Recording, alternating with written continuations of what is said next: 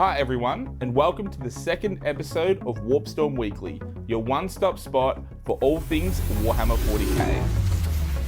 I'm Aaron, and each week we'll dive into the latest and greatest in the Grimdark universe, from the frequent rules updates to new releases, lore and more. So grab your paints and dice and let's get into it.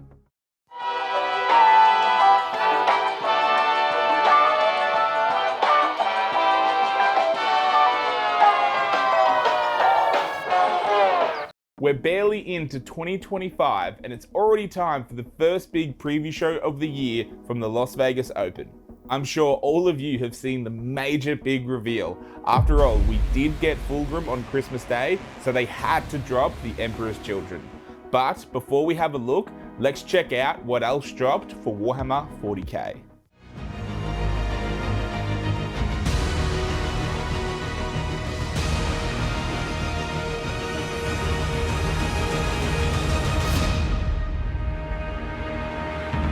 With the release of Black Library's Hell's Last, the next story in the saga of the Cadian hero Minka Lesk, Games Workshop is releasing Captain Lesk and a veteran command squad, which make up the figureheads of the Cadian 101st, nicknamed Hell's Last. I haven't actually read these novels yet, but any story about the Guard and their gritty and grim reality makes for some of my favourite reading. Not that I don't love Space Marines shouting "Brother!" back and forth and "We have been betrayed!" In fact, I do love it. That's 100% the reason why I love the Warhammer 40k books, but the story about the Guard aren't normally filled with the boastfulness and larger-than-life stories that generally accompany Space Marines. But they are down in the mud, both literally and figuratively. And they are not superior, they are just humans, like you and me, crying and screaming as they face the horrors of the 40k universe, including the gun of a commissar if they don't follow orders. And speaking of a commissar, this has to be the coolest one I've ever seen as a model. The power axe is just deadly. I may just have to get this box for that model alone. Next, we see that Nurgle brews up a new gift for us as well, the Lord of Poxes. This model looks like it's straight out of a nightmare, and I mean that in the best way possible. Equipped with a miasmic turbine, a device of rusted blades and rattling engines which readily vomits contagion into the air, as well as a plasma pistol and a massive corroded sword that can only be described as a sharpened slab of iron. I believe that this model was only showed off because a community member was sent a sprue in a different box by mistake, which I do think is utterly hilarious because if anything's going to leak, it's definitely the Death Guard. Not a miniature drop, but we did hear that Army of Parade is returning for its 15th year. Now, I'll admit, I've never participated in anything quite like this myself, but there's something so special about witnessing an entire painted army on display. Every detail meticulously crafted, every model a labour of love. The amount of dedication and passion that the community pours into their beloved armies never fails to inspire me. Sure, I love seeing stunning miniatures, the kind of show-stopping pieces that takes months of painstaking work, like the Golden Demon entries and the winners. But at the heart of it all, Warhammer 40k is an army game, and that's what really speaks to me. Seeing a person's full collection, every base, trim, and unique touch that makes it their own, fills me with so much joy. It's these collections that remind me of why I fell in love with the hobby in the first place, and why this community is without a doubt the best in the world. Now, we all enjoyed our Christmas present, that was Fulgrim, but like all followers of Slaanesh, we craved more. Wanted to experience true pleasure from excess. So let's rupture some eardrums and dive nose first into a big bag of space cocaine as we check out the Emperor's Children. Blowing the lid off this reveal, let's start with the Noise Marines. They are the unit I think of when I hear Emperor's Children. They are the masters of the lethal application of sound. Their armor and weapons are intricately woven with ornamentation and dark sigils of Slaanesh. The sonic blasters look elegant, but then also twisted and bulky. It's like they've taken everything I loved about the old models, well, the metal upgrade kit for Chaos Marines that my brother got when I was first introduced to Emperor's Children, and cranked it up to 11. For the battle line troops, we have the Tormentors. They opt for mastery in the field of ranged combat, prizing speed and aggression over the lumbering defenses of their loyalist nemesis.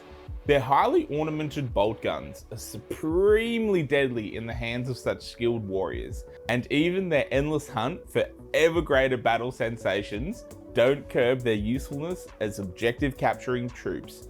Which is nice, but it would be a funny mechanic if they're holding an objective and you roll like a 1 or 2 and they just make like a surge move into the closest alleyway behind a ruin and just shoot up a bunch of space crank and just party down. These can also be built as infractors, who are obsessed with experiencing every sensation the galaxy has to offer and hurl themselves into close combat with wicked dueling sabers, determined to hunt down the most glorious opponents and prove their superiority at the edge of a blade. I'm feeling that these will be a melee scout unit, focusing on scoring and some light trading. They both look sleek and more agile than their Chaos Legionnaire counterparts, but there is something very disturbing about the mix of smooth yet harsh lines and angles that throw off all symmetry in their armor, that I think that invokes the twisted sense of perfection that the Legion is known for. Those champions of the Legion who give themselves over fully to the thrill of close combat become flawless blades, a dark mirror to the elite Palatine Blades of the Great Crusade. What few gaps their own matchless combat skills leave are filled with a constant cocktail of combat stims and psychoactive substances that keep them in a constant state of adrenaline-fueled bliss. Their hideous appearance echoes the demons of the Dark Prince, whose gifts they readily accept, though they aren't possessed like lesser heretic Astartes. Rather, they are far too selfish to share their flesh with anyone save their own perfect form. These are the models I'll be most excited to paint up from the reveal so far. I am a massive Palatine Blades fan from pre-Heresy, and seeing their corrupted counterparts now in the 40k setting is just way too cool. Also, that they are too prideful to let a demon possess any part of their perfect bodies, but will straight juice right up on their gifts and corruption. Only a true son of Fulgrim finds logic in that hypocrisy. They're like, I give you my soul for all eternity in exchange for immense power, but I never said anything about this body. Lords Exalted are a sadistic strategist who delight in providing their tactical superiority by weaving complex battle plans across war-torn worlds, like artists painting a masterpiece. Their dark charisma and bottomless imagination for audacious cruelty give them great control of the preening and self-absorbed warriors of the Emperor's children, coupled with well-honed combat skills using a wide variety of masterwork war gear. There is only one thing I can say about this model, and that this guy is rocking the dopest cape in the 41st millennium. I wonder if this guy became a Chaos Lord and then donned the cape, or he just rocked up one day after some crazy Slanesh space party and they're like, ooh, check out this guy, let's follow him. He knows where to find a good time.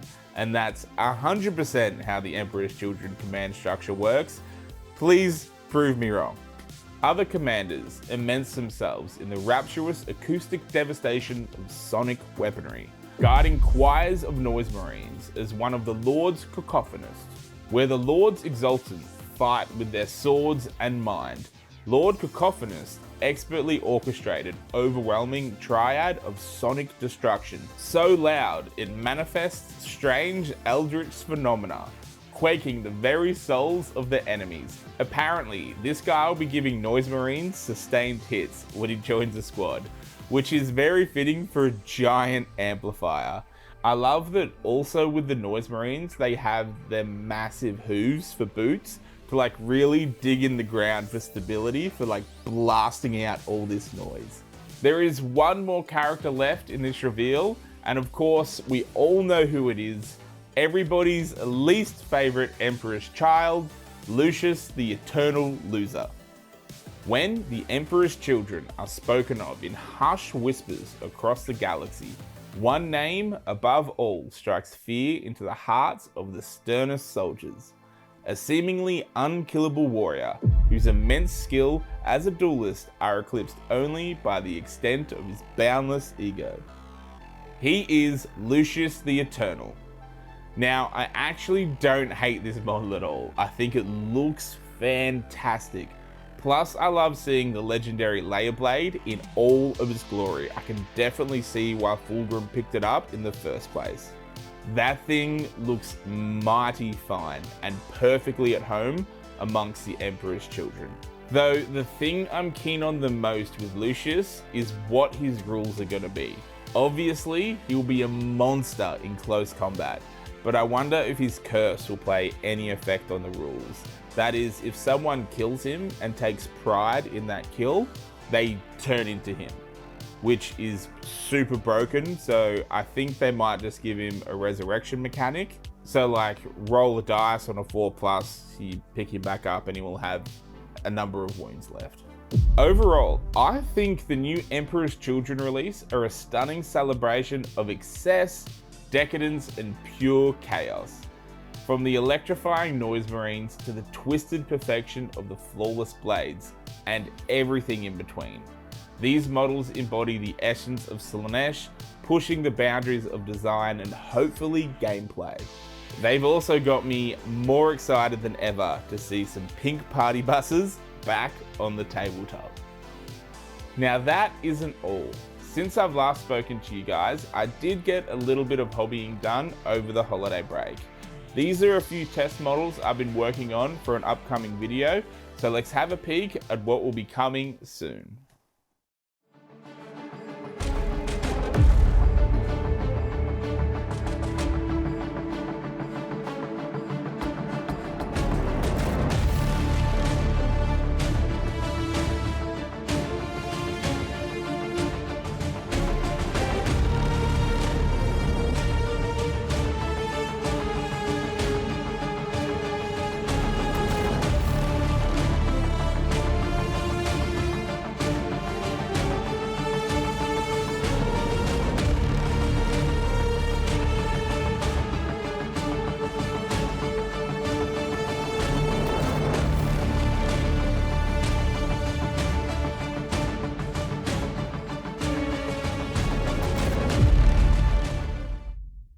That's all for today's episode of Warpstorm Weekly.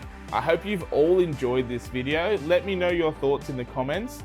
If you want to share your own models or just a place to hang and chat about all things Warhammer, please be sure to join our Discord.